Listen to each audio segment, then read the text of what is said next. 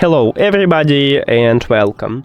In this video I'm going to show you how to disconnect your earbud SOUNDPEATS Air for Lite from your Android phone.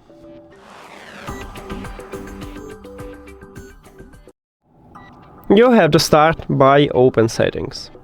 Then go to connected devices. And of course you need to pair your earbuds with the phone, and if you pair it, you will see it at the device list. Now click the settings icon near to it.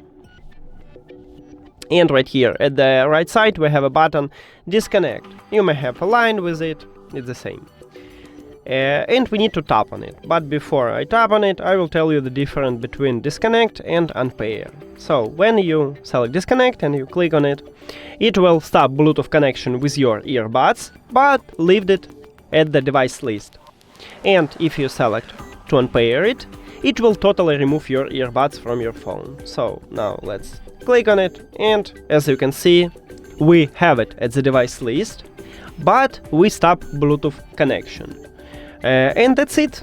Thank you for watching this video. If you found it helpful, please consider subscribing to the channel and leave the like on the video. See you later!